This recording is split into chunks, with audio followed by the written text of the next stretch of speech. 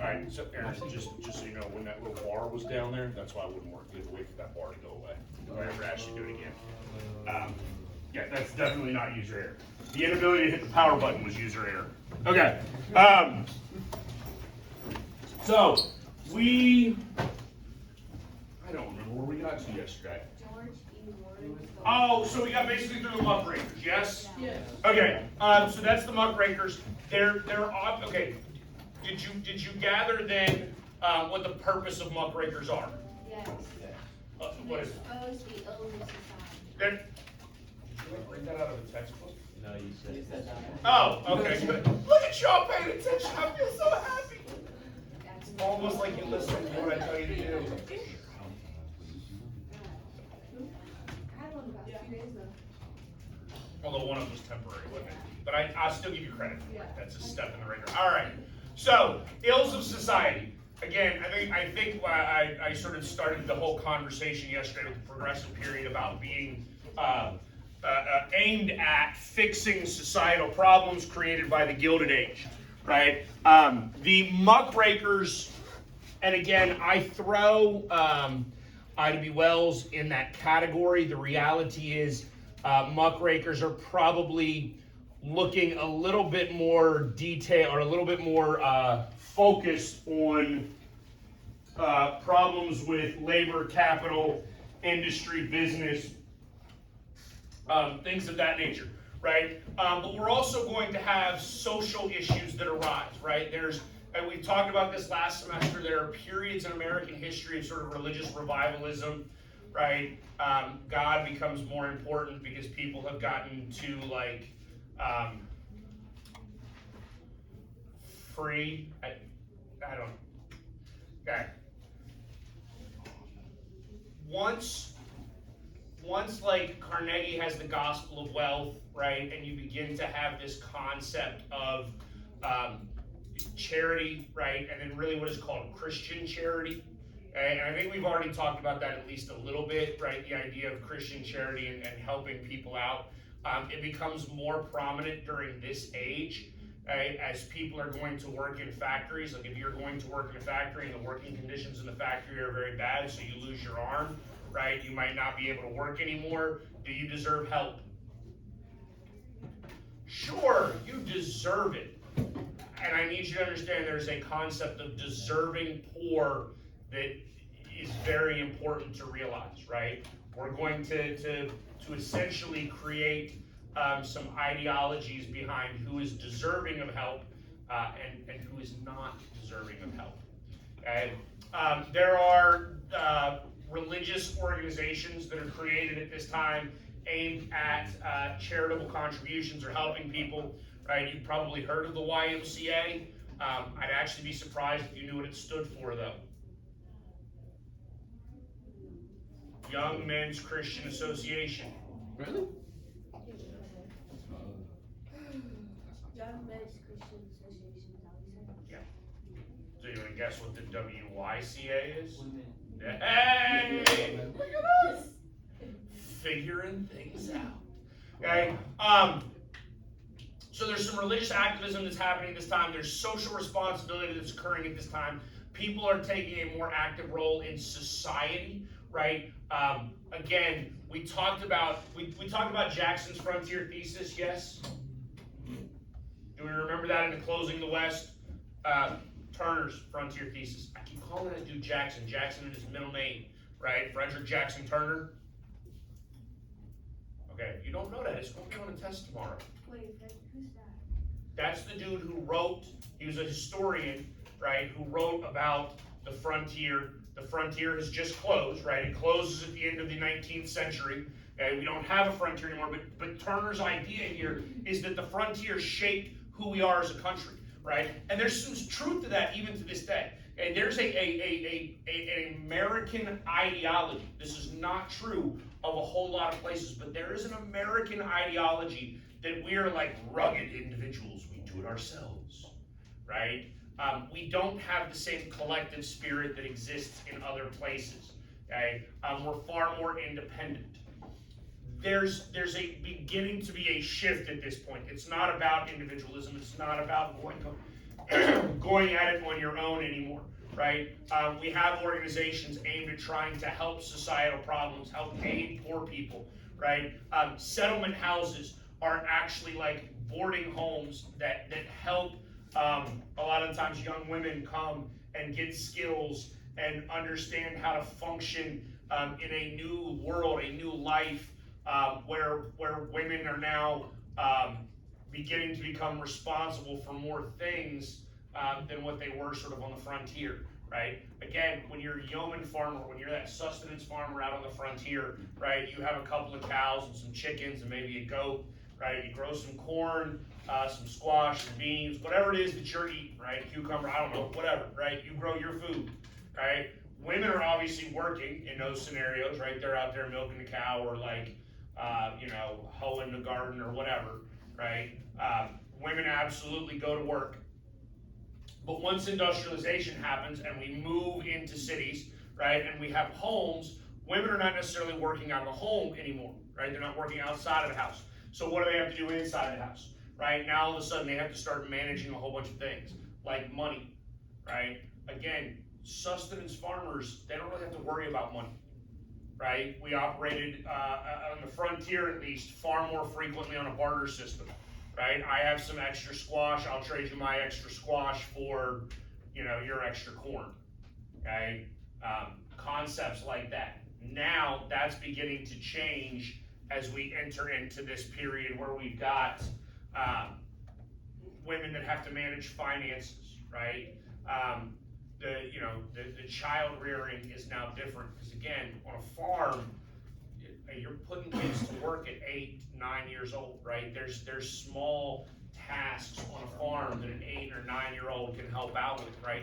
They can go out and feed chickens and collect eggs, right? They can go out there and pick vegetables in the garden, right? Now that's changing. Right, this brings us to women's suffrage. I don't think I use this term on my tests. I call this second wave feminism.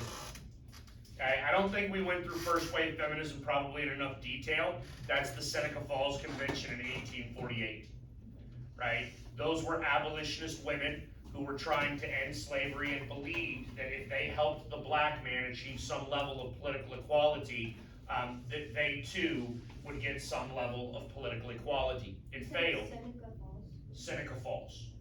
Seneca, right? But that's really last semester, so it's not going to be on the test now. Okay. Now we're looking at second wave feminism, and second wave feminism is really going to come to a front with suffrage. Women want the right to vote. And now, interesting fact, and this is really more of a discussion for government, but as you figured out by now, I really love government. I teach government even in my U.S. history class, right? Who controls the right to vote? Who decides who is and is not allowed to vote? Congress. Okay, there's a guess of an entity that can actually control it, right? Is the national government in charge of voting? No. It's actually states, right? States get to control voting. And so now this gets into some really fun stuff, right? Because states control voting, but Congress does not. So states get to set voting requirements. This is one of the reasons. Do y'all know what we're in the midst of? See, some of you are going to get lucky next year, and you're going to get my class in the fall, right? And I do mean lucky because it's the best time to take government. Or presidential election in the fall, right? You know we're in the middle of a primary for presidential. Who's running? It's just Donald Trump and Joe Biden. We're down to that. Okay. Nikki Haley is still officially in on the Republican side. She can't win. She can't win. Wait, Donald Trump can run again? I thought he got put in jail. No, he's not in jail. Who do you think's gonna win? Okay, this is gonna be on camera too. All right, you can come back in November and be like, haha, you're a fool, you were wrong. I think Gavin Newsom's gonna win. I just asked who's running Gavin. Yeah. Gavin Newsom is not currently running. Gavin Newsom is the governor of the state of California. I think he replaces Joe Biden on the ticket at some point in time this summer, and he wins the general election. Are you a time traveler? No. So here's the thing. This is not related to that, but I follow politics so intensely, right? The reality is I don't know that Joe Biden can beat Donald Trump in a head-to-head election again. Yeah, I didn't know. Okay. Now the reality is the way our presidential elections are actually done, and we'll go into way more detail next year on this. Georgia, Arizona, Michigan, Pennsylvania, those are the only 4 states that matter in November, right? Every other What state about is, Texas? no, doesn't matter. Clear red. Donald Trump wins Texas. Donald Trump has already won Texas, right? Joe Biden has already won California if Joe Biden is the nominee. The problem is that there are polls in all of those states, with the exception of Pennsylvania, that are currently showing Donald Trump ahead. I think that the Democrats will start to get nervous because no one has ever been reelected with the same sort of conditions that Joe Biden is currently under. What do you mean conditions? The fact that we have significant inflation. It's gotten better, and that's what he's gonna continue to tell you all summer long. Look, inflation is down. Inflation is still up compared to historical numbers, right? It's just not 10% like it was a year and a half ago. Now it's like 5%. That's still bad. Okay? It's just not as bad, right? He's also ridiculously old. Yeah, he's really old, but they're both old. Well, they are, but I mean, I will say that when you watch them speak, and part of it is probably unfair. Joe Biden has a speech impediment, right? The fact that he has a speech impediment, he's always had a speech impediment. Go back and watch him when he was a senator from Delaware in the 1980s. The dude has always had a speech impediment, but now that he's old with a speech impediment, people are like, he doesn't even know what he's saying. Like, and you kind of find all sorts of videos where, like, one of the funniest ones is like, America can be summed up in one word. That was the one word. That you, yeah, but Donald Trump doesn't have the same problem speaking, and so his age doesn't look nearly as bad, right? Okay. I mean, honestly, some of it is perception. I openly admit all the time when I'm wrong, because I'm wrong all the time. I told students in 2016 that I wasn't convinced that Donald Trump would make it through a 4-year presidency. But he did make it, right? Yeah, he's still alive. No, like I thought he was gonna die. He was gonna die. Yeah, I thought he was gonna die. Do you think that there's a possibility that, like, anything? No, the idea of assassinating an American political leader at this point is really, really low. Because, I mean, this is how you know I'm a terrible human being. I also said this in 2008.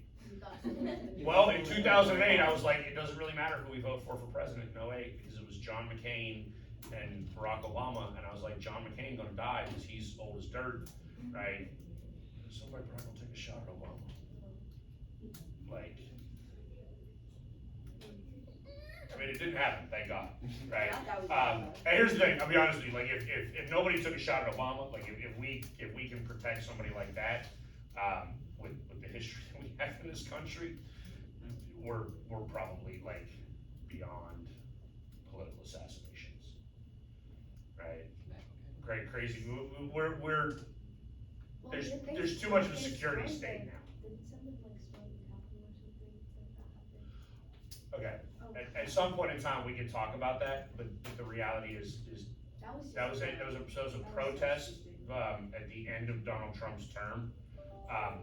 It's referred to by many as an insurrection. Okay, do we know what an insurrection is?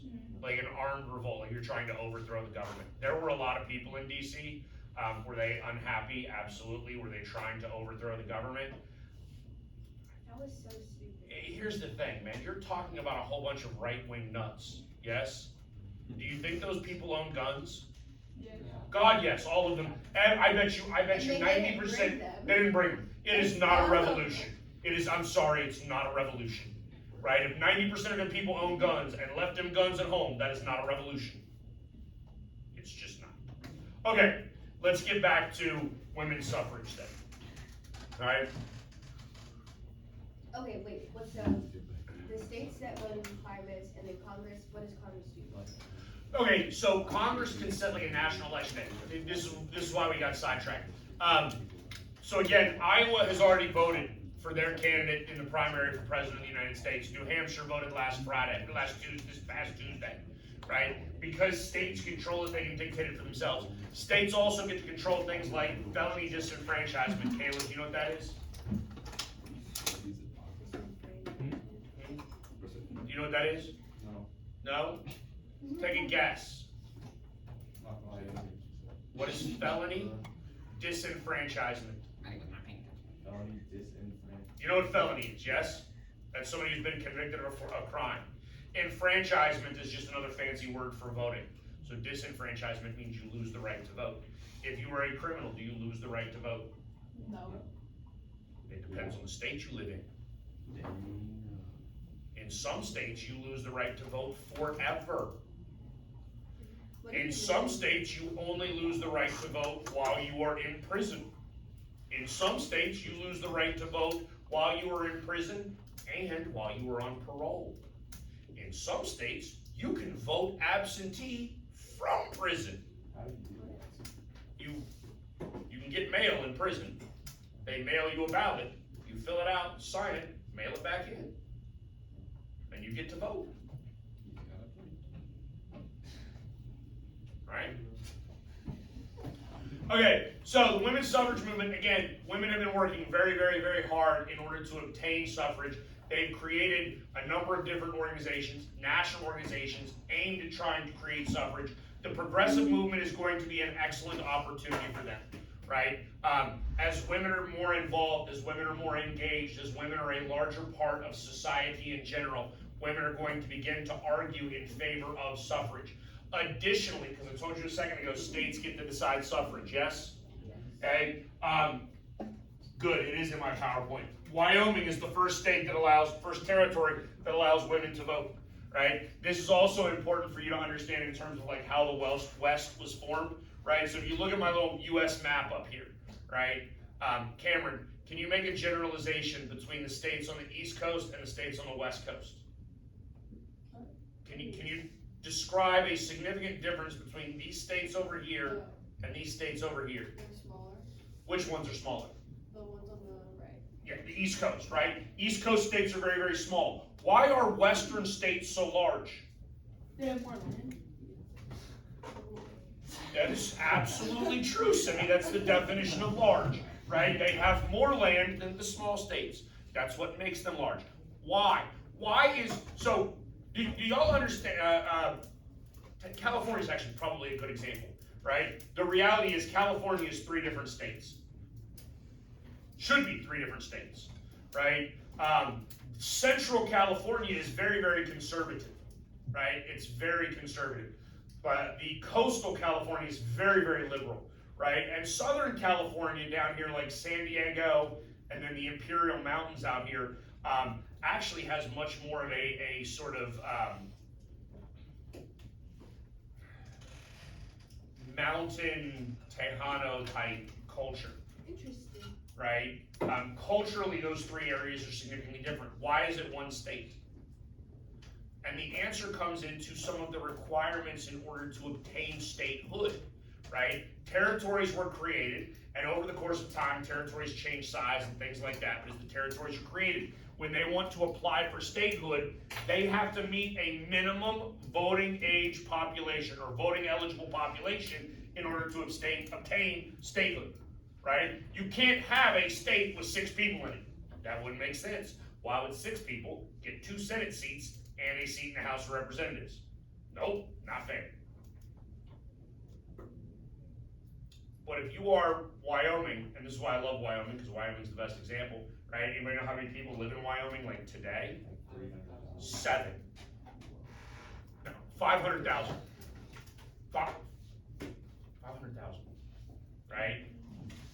500. You know how many people live in Sugar Land? $1 million?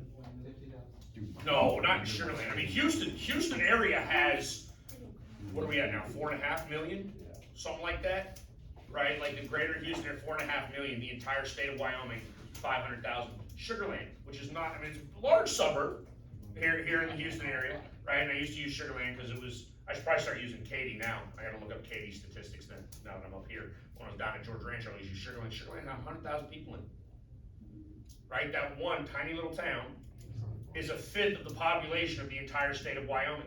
Wyoming allows women to vote though in 1890. Why? Because we can now count women toward the population, the voting eligible population, in order to apply for statehood. Okay? So the larger these states are here on the West Coast, the faster they can enter into the Union. And you want to enter into the Union. Is the largest state Texas? Size-wise? Yeah. No, not close. It's Alaska. Yeah, it is Alaska, and it is not close.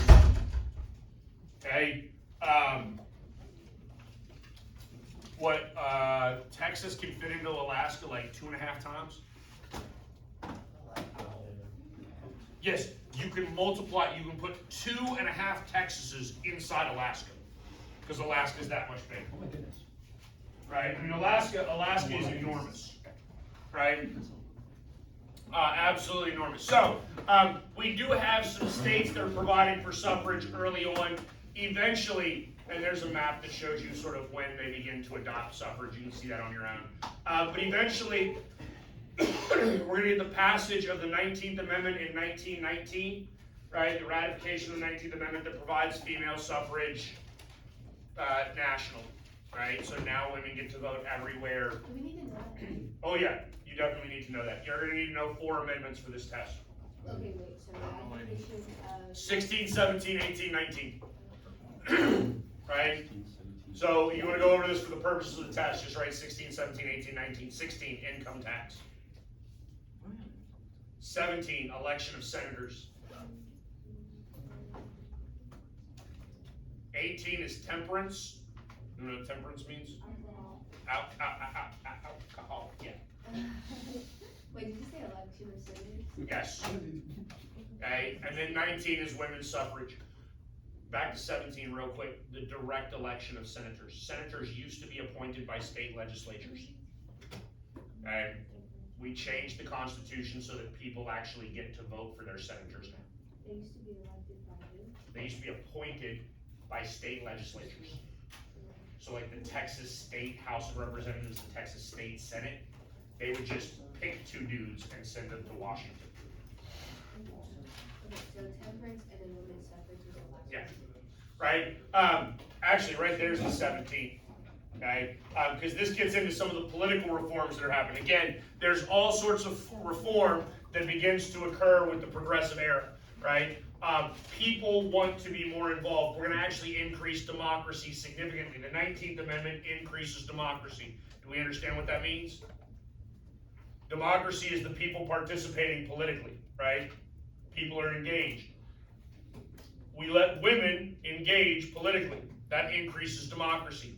We let people pick their senators. That increases democracy, right? We allow people to have a say in primaries, right, in order to help pick candidates for a general election. That increases democracy. We have recalls. You can actually now kick an elected official out of office, right? Voted for somebody, they're terrible, boot them. California does it fairly regularly. California has a low threshold for recalls, okay? In fact, they tried to recall Gavin Newsom not long ago. Right? Y'all know who Arnold Schwarzenegger is? Yeah, he became the governor because of a recall vote. Right? Oh, you don't need to know this, but this is just fun knowledge. The way California recall works, right? You only need like 100,000 signatures or whatever. It's a small number to get it on a ballot, right? To get people to vote. Then they basically vote twice, right? Question 1, do you want to recall Gavin Newsom? Yes or no? If over 50% say yes, then we go on to question 2. Question 2 says, who do you want to be the new governor, right? And you get a list of like 20 names, and you pick you know what happens when you pick from 20 people? The winner gets like 12% of the vote. And they win. And they are the new governor. That's how Arnold Schwarzenegger got it. And I'm gonna be honest with you, California's kind of comical, because Do you not like California people? I'm not gonna answer that question. California is comical. So the year that Arnold Schwarzenegger became governor, there was another candidate, because obviously there was tons of candidates. There was like 15, but one of them was, she was an actress. An actress? Oh. Actress. Simi's still confused. Yeah. Well, let's just say you're not old enough to buy her movie, You love. right? I mean, that like, and I mean, she like was legitimate, like a real candidate. She campaigned. I forget her name. Her campaign slogan was "Not bombs." That's actually hilarious. Right? Like, that's one of the reasons why I love making fun of California, because that's what you do. Like, you let that happen. I mean, at some point we have to mock American politics. We just have to. Initiatives and referendums, you need to know this as well. So recall, initiative, and referendum. This will show up on the STAR test probably, right? So a recall is kicking somebody out. An initiative is something that the people put on the ballot. A referendum is something that politicians put on the ballot, but people get to vote directly for, right? When I was in grad school, living in California, there was a referendum to legalize marijuana recreationally, right? So like all the way back in 2010, I think it was 2010, right? I could vote whether or not I wanted to legalize pot in California. So who puts referendums? Politicians put referendums on the ballot. Wait, The so people put initiatives on the ballot. But in both situations, both of them are voted for by the people. So the people can actually make the laws. Okay? Christian temperance, you need to know what temperance is, right? Women are unhappy with alcohol. And the reality is some of them should be. Plus, this is just in the female sphere. Do we understand that? Have we talked about that yet in much detail? We talked about it in at least some detail, right? Like women are the morally superior gender, right? Like women have moral superiority. That's why when guys are of loose morals, we're just like, oh, it's just a guy, right? And if a woman has loose morals, we use terrible words to describe her, right? There's a terrible double standard to it. But temperance or alcohol, that is a moral issue, right? If you are opposed to alcohol, it is a moral decision on your part. But that's one of the reasons why women become important for that. They're actually going to become successful with the Prohibition Amendment, which is the 18th Amendment. Okay? does that say like the legal drinking age is 21? What? No, Prohibition says no booze. Oh, at all? You cannot drink at all in America. America is a dry country. So how long did that last? When you say how long did that last, did you mean how long did people stay sober, or how long was it illegal? How long was it illegal? It was illegal until the 21st Amendment, which was ratified in the 1930s. So How long did people stay sober? 0 seconds. Like 0. In fact, it went into effect on like January 1st. People literally bought up every ounce of liquor they could on December 31st in order to store it. Okay. In fact, this is a fun fact. We actually learned this in the 1920s. Anybody know anything about NASCAR? Anybody like NASCAR? Like the racing? Pretty cool. Right? Do you know where NASCAR got its start? No. Literally rum runners. People outrunning the cops, importing booze illegally. Right? That was the race. The race was to not get arrested. So they got rid of the That sounds like a fun race. Yeah, the 21st Amendment gets rid of the 18th Amendment. Because here's the thing. One, and this is probably more for government, you cannot legislate morality. You just can't do it. Right? Like if you don't like alcohol, don't drink it. You got a point. Right? Don't drink it. But telling other people what they morally can and cannot do is dicey in American politics. Plus, people aren't going to listen to it. All right, social gospel, again, I've already mentioned this, right? Help the less fortunate. There's a very religious connotation to this.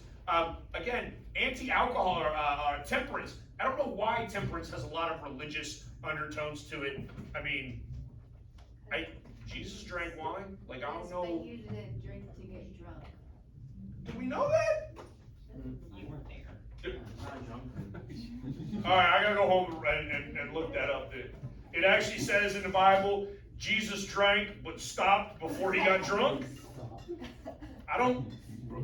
Doesn't mean he died drunk. Jesus had two and then left the party. Like, I don't think that's actually in the Bible. I mean, I could be wrong. I'm not a biblical scholar. I could absolutely be wrong. I don't think it's mentioned one way or the other.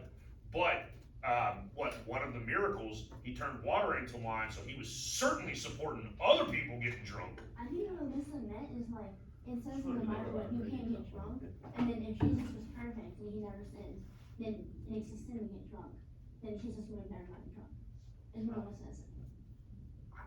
If you make that connection. No, I get what you're saying. I would actually be fascinated though if But I the don't word think he doesn't drunk. say, if he doesn't say that he didn't. Because the word Right, but I would drunk be is not fascinated in if the word Bible. drunk is in the Bible, period. Oh, it's not, It's it's not. Because here's the thing. Like, you don't be a drunkard, meaning don't be drunk all the time.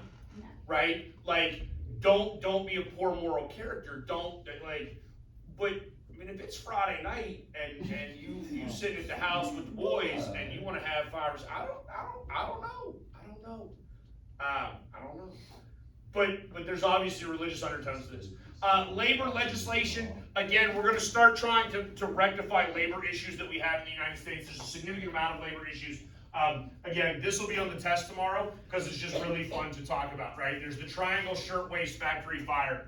Okay? This is a fire in a New York City factory. It occurs, I believe, on the 9th floor of like a 10 or 11 floor building, right? Whole bunch of women were making shirts, right? So they're like sewing material, okay? Best guess, somebody took a lit cigarette, threw it in like the bin with like the wasted material, right? Well, people weren't that smart back then, right? That catches fire. Now, here's some of the kickers, right? Y'all realize we do fire drills every month, yes? Do you know we're required by law to do that?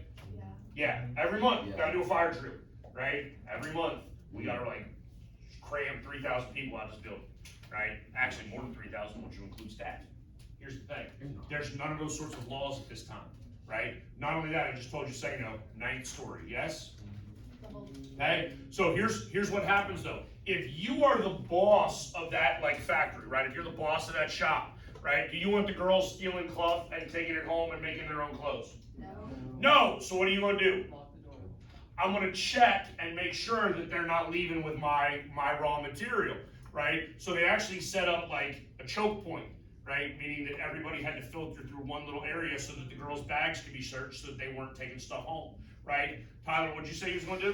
Lock the door. Oh, we're gonna lock the stairwell in the back, right? So that way you can't sneak out the back, right? Anybody ever seen like Spider-Man, like you've seen like movies that are set in New York, you know how New York has like the staircase on the outside of the building? Yeah. They had one of those. Yeah, it's a fire escape, right? Okay, so the fire happens, right? Everybody can't get to the elevator. By the way, like the elevator loaded one time, went down, never came back up, right? Yep, serious. The back door is locked. What's your next option? The window, right? You're gonna go out on a fire escape, climb down a fire escape. We're good, right? That's just stairs. Till it fell off the side of the building. Here's the thing, there's no building codes. Do you understand that? Like today we have building codes. If you go buy a house, there's new construction everywhere here, right? Like there's new construction everywhere. Go to a neighborhood where there's new construction sometimes, and every now and then you'll see a single house just sitting there. Like it'll be framed and it just sits there and sits there. And I'm like, why aren't they building on that one? Because it failed an inspection. There were no building inspections back then, right? Nobody actually went out there and shook that little fire escape and been like, well, why is it about to fall off when I shake it with just a little bit of force, right? Like if my fat butt walks out there, it's definitely going over. Because here's the thing, you're talking about women, right? Like this is all women in this factory, right? I think it was 4 or 5 made it out onto the fire escape before it fell off. 4 or 5. Right, so you're talking, because again, this is like 19, whatever it is, 1909, I forget the year, I don't care about the year, right? But you realize that if you're teenage girls at that, right? Because these are like younger women. 5 like teenage girls tops. That ain't even 600 pounds. You know what I'm saying? Like, So, because other than Taft, nobody was fat back then. did they put out the fire, like, who did it out? Eventually, after everybody's dead. I mean, the fire's not still raging today. No, I'm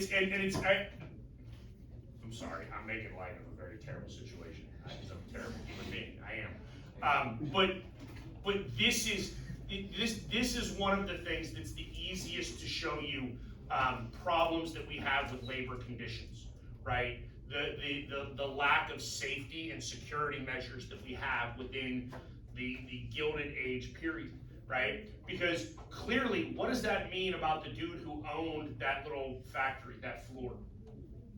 He cares more about raw materials than he does about the life of his employees, right? He put a sack of cloth higher than human life in terms of his value system, right?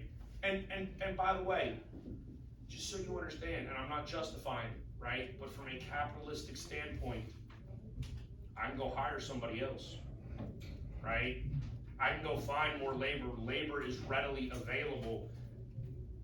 Resources, capital, that's harder to come by. Okay? But we're gonna start trying to figure out like how to create better working conditions. Okay? 16th Amendment is the income tax. I don't understand this for the life of me. Dude, listen to me. At some point in time, they actually tried. Congress tried, because all of a sudden people are working for money now, right? Now, no longer sustenance farming, which keeps telling you people now have a job, they get paid hourly, right? The government actually went like, hey, because you know the government's basically the mafia, right? Like the U.S. government is like, hey, you pay me some money every month and I will protect you. That's what the mafia does, right? Okay? But the U.S. government tries to do that. They're like, hey, we need our cut out of the money that you're making. And the Supreme Court goes, no, you can't do that. That's illegal. That's unconstitutional. Income tax was deemed unconstitutional. And then 3/4 of Americans, 3/4 of the states, which you know would be a great idea, take my money. They voted for it? Okay, so y'all get this in way more detail next year. It is so hard to amend the Constitution. It is so hard. It might not ever happen in your lifetime. At this point, I actually believe we are probably closer to just scrapping the Constitution altogether and getting rid of it than we are to changing it. Politicians like me. Okay? It's incredibly hard to change the Constitution, but we did it to allow the government to take our money with the 16th Amendment. But, because the income tax is still a thing, right? Yeah, it's still a thing. All right, I've only got 10 minutes. There's still a lot to get through. Okay? Roosevelt and the Square Deal. You need to know the 3 things that he cares about. We call them the 3 C's. Conservation, control trusts, consumer protections. Okay? Conservation, like, do we know Mount Rushmore? With the 4 presidents, right? Washington, because he's daddy, right? Lincoln, right? Because he freed the slaves, right? And he kept the country together. Thomas Jefferson, because he made the United States like the size of the United States. And then Teddy Roosevelt. Why did Roosevelt end up there? He got shot. No. He went first when he got shot. Lincoln got shot. And that's what conservation is. Conservation is the protection of natural resources, right? Out in the West, there's all kinds of federal land. There's Yosemite National Park. There's Yellowstone National Park.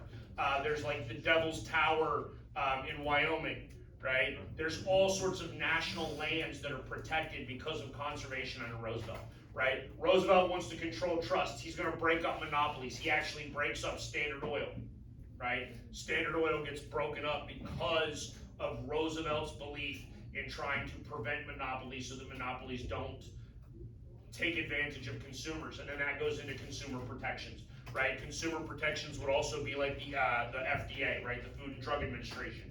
Okay? You ought to be certain that if you take a vaccine for chickenpox, for instance, right? You know they have a chickenpox vaccine. Okay? When I was a child, didn't have a chickenpox vaccine. I got chickenpox. Everybody got chickenpox, right?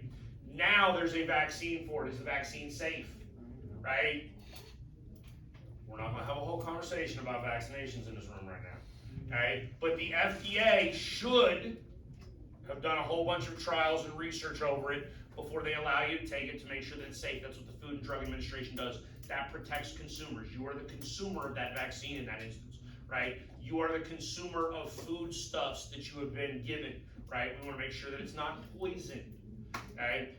Especially because, like, y'all know, anybody here like cherries? Yeah? Alright. You know cherry pits are poisonous? This time. It's cyanide, right? Not that I'm trying to tell you how to kill people, but I'm just saying. You have nothing. Like you get sissy. What? Not one. You'd have to eat a little bit more than one, but not that many. Like 5 or 6. Yeah, it's not like it might be 5 or 6. I mean, obviously, probably also depend upon the size of the person. It's gonna take more to kill me than it is to kill them. Let's just be honest, right? All right. So Roosevelt actually takes over in like 1900 whatever. I forget what year he takes over, because McKinley is actually shot and killed. 1901, right? Right. Roosevelt takes over in 1901. He's won. He wins in a landslide in 04. This is basically what he wants, right? He wants to end big business, protect consumers, environmental conservation. Again, all of that's on the last slide. I do need you to understand, there's, and we already talked about this, right? The failure to confront racism and a whole bunch of the progressive issues. Okay? Now, eventually, that moves us over to Taft, right? Taft is the next of our progressive presidents. He actually comes over with the blessing of Roosevelt. He is essentially Roosevelt's hand-picked successor. But then ultimately does a couple of things that are not in line with the progressive ideology. He actually ends up like making some people mad. It will result in Teddy Roosevelt coming back, right? Like Roosevelt was this outdoorsman. He went to go hunt big game in Africa after he was president of the United States, so he could kill like rhinoceroses or whatever he was trying to kill. I don't know. Okay. But he finds out like what Taft is doing, doesn't really like it, right? Comes back and tries to retake the presidency in 1912, right? He creates the Bull Moose Party, which splinters the Republican Party, which is absolutely terrible, right? Because then that results in the election of a man named Woodrow Wilson, okay? Who is the worst president in American history. Right, and I think I told you last semester, like that question's going to be on your final. Who is the worst president in American history? The answer is Woodrow Wilson. How do you think he's good? What? Serious. If you think Woodrow Wilson is a good president, I have failed as a teacher. His economic policies are terrible. The dude filmed, like he showed a KKK film in the White House. Oh, that was him that did that? Yes!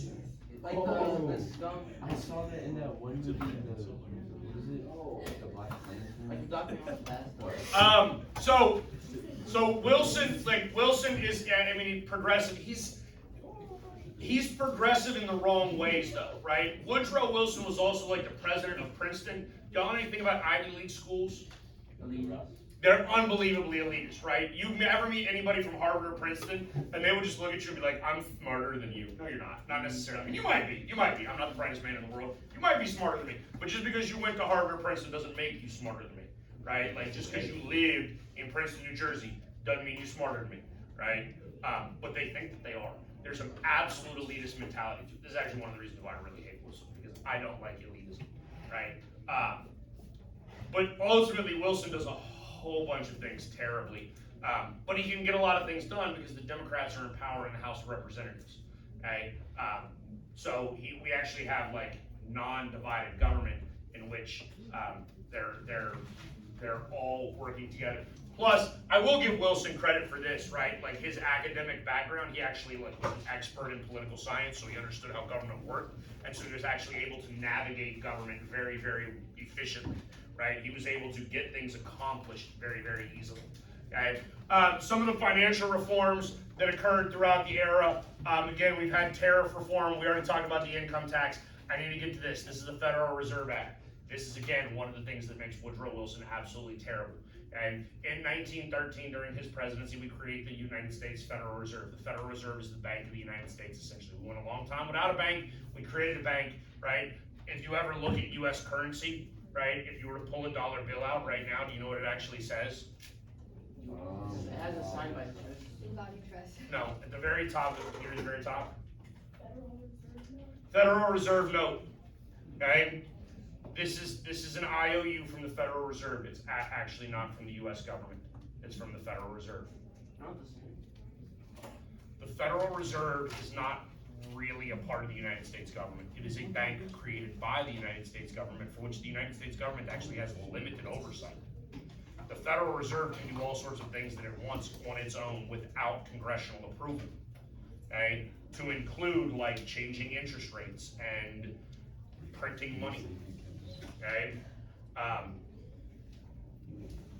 Yeah, wildly problematic, right? Wildly problematic. There are obviously some disappointments, some problems, right? We've talked about this. Progressivism is only for whites. Yeah, women got the right to vote, but then that was pretty much it, right? I mean, they didn't get a whole lot else, right? They did get the right to vote, didn't get a whole lot else. And then even with some of our labor legislation, probably doesn't go far enough. Still some issues, all right? So that really takes us to the end of the progressive era, okay? Hopefully that should be good, yeah? Yeah, for the test tomorrow. I think I've covered everything